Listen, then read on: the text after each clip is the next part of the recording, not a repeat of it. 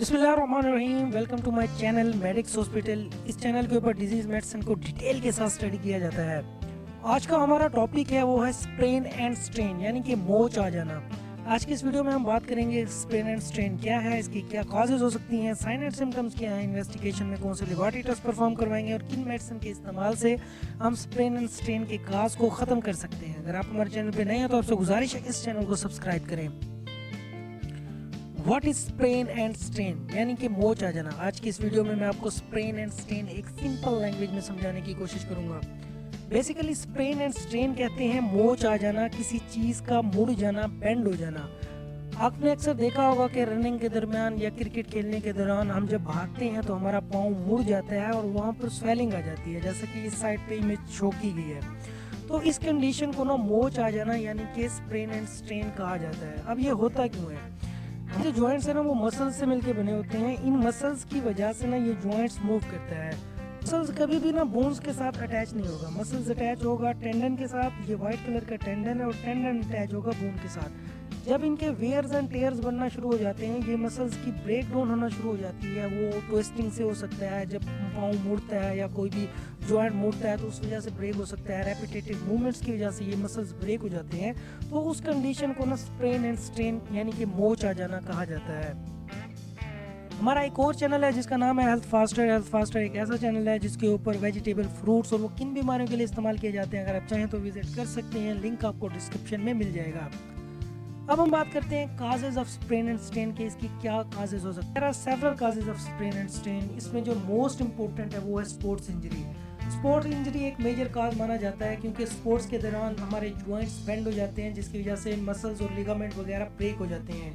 Minor trauma हो सकता है। इसके अलावा स्प्रेन, लिगामेंट की इंजरी हो सकती है। जॉइंट जब ट्विस्ट होता है, अचानक जब जॉइंट मुड़ता है तो ये मसल्स फाइबर और टेंडन टेयर्स हो जाते हैं, टूट जाते हैं। इसके अलावा मसल्स की टेंडन की टूटने की वजह से भी ये हो सकता है। फोर्सफुली किसी चीज़ को फोर्स करना, रनिंग और स्प्रिंटिंग के दौरान भी ये हो सकता है। और बैलेंस को मेंटेन ना रख पाना। बाज़ औक़ात आपने देखा होगा कि रनिंग के दौरान आपका पाँव एक ऊपर वाली जगह पे आ जाता है, नीचे आ जाता है, तो बैलेंस आपका बिगड़ जाता है, तो वो भी स्प्रेन एंड स्ट्रेन काज कर सकता है।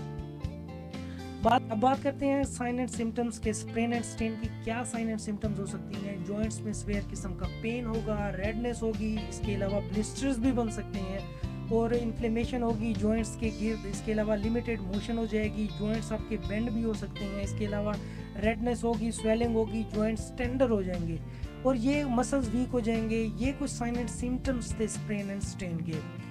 अब हम बात करते हैं ट्रीटमेंट ऑप्शन के बारे में कि इन्फ्लेमेशन को कम करने के लिए हम एंटी इन्फ्लेमेटरी मेडिसिन देंगे, जिनमें ब्रोमेलिन शामिल है, ट्रिप्सन शामिल है। ये इसका कम्बिनेशन बताया जाता है। इसके कुछ ब्रांड नेम हैं जिनमें कोनटैप शामिल है, इसके अलावा काइमोरल शामिल है। इसके अलावा क्रीम्स के तौर पर आप आयोडेक्स यूज़ कर सकते हैं, पेनगे यूज़ कर सकते हैं और वर्ल्डन वगैरह जॉइंट्स के ऊपर अप्लाई करके इन्फ्लेमेशन को काफ़ी हद तक ख़त्म कर सकते हैं। ये दिन में 2 से 3 बार इस्तेमाल किए जा सकते हैं जब तक कि आपके इसके साइन एंड सिम्टम्स और काज को ख़त्म ना हो जाए।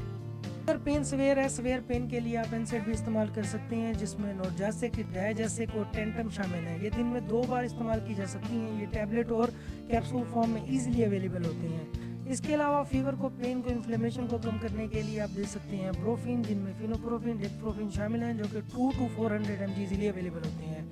अगर आप स्टिफनेस को ख़त्म करना चाहते हैं तो इसके लिए आप यूज़ कर सकते हैं प्रोक्सिकैम और नेप्रोक्सन, जो कि 250 to 500 mg इजीली अवेलेबल होते हैं। प्रोक्सिकैम स्टिफनेस को, टेंडरनेस को, स्वेलिंग को ख़त्म करने के लिए यूज़ की जा सकती हैं। इसके कुछ ब्रांड नेम हैं जिनमें रोक्सिकैम और फेल्डन शामिल है। फेल्डन सबसे ज़्यादा इस्तेमाल होती है स्टिफनेस, टेंडरनेस को ख़त्म करने के लिए। बेस्ट ट्रीटमेंट ऑप्शन में उन मेडिसिन का कम्बिनेशन बताया जाता है जिनसे आप इनके साइन एंड सिम्टम्स और को काफ़ी हद तक ख़त्म कर देते हैं। कोनटैप पेन के इस्तेमाल कर सकते हैं, नॉल्जेसिक, डायजेसिक, टेंटम, रोक्सिकैम और फ्लैक्सन यूज़ कर सकते हैं आप 6 से 8 घंटे के बाद। इन मेडिसिन का इस्तेमाल करके आप स्प्रेन एंड स्ट्रेन के काज को काफ़ी हद तक कम कर सकते हैं। अगर आप हमारे चैनल पर नए हैं तो आपसे गुजारिश है कि इस चैनल को सब्सक्राइब करें, क्योंकि इसके ऊपर डिजीज़ मेडिसिन को डिटेल के साथ स्टडी किया जाता है।